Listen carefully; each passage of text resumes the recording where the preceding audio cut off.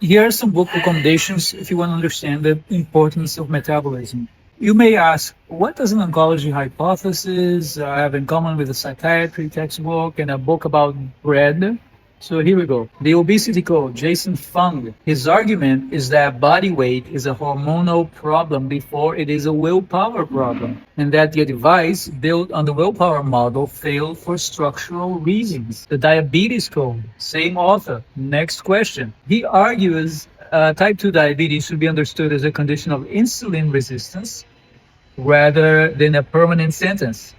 And he lays out the case for remission. What that means for any individual person is a conversation with their physician, not a book. Now, Why We Get Sick by Benjamin Dickman, a cell biologist. This is the one that generalizes the claim. His position is that insulin resistance shows up underneath a long list of chronic conditions that are usually filed in separate departments. Good energy, Casey means the system's view, written for a general reader. Her frame is that when cells lose efficiency at producing and using energy, the consequences do not stay in one organ. Metabolical by the master Robert Lustig, pediatric endocrinologist. His target is sugar in the liver, and his argument is that the food supply changed faster than the guidance about it did. Ultra-processed people, Chris Van Tulliken. Here's where the shelf starts arguing with itself. His claim is that the problem is not any single nutrient, it is what industrial processing does to satiety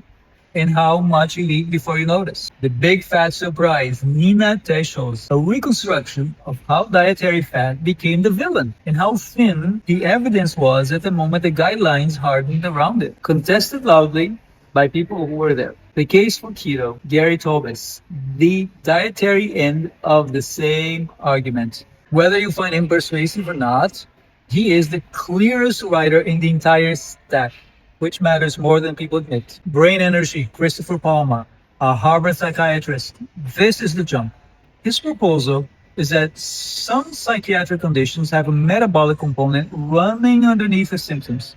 It is a hypothesis with a growing literature, and it's not settled, but it makes sense. Cancer is a metabolic disease. Thomas Seyfried, the furthest edge of the shelf, and one I flagged the hardest. He argues tumor biology cannot be explained by genetic mutation alone. That is a hypothesis with preclinical support, contested clinical standing, and nothing about it changes what an oncologist should be doing tomorrow morning. Now, here's the part that made me keep all 10 instead of picking a winner. They do not agree. Tobis and Teschels say the fat guidance was the error. Lustig says the sugar was the error. Van Tulliken says both of them are still arguing about nutrients, while the actual variable is the processing. Those are three different explanations for the same trend line. Put them on a shelf together and you're not reading consensus. You are reading an argument in progress with the disagreements left visible. 10 specialists working separately, converging on one system.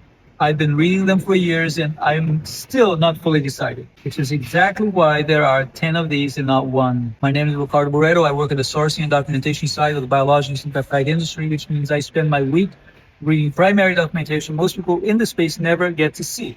So don't forget to follow because the next list is going to be all about beauty, the beauty of biology, and I will definitely start there.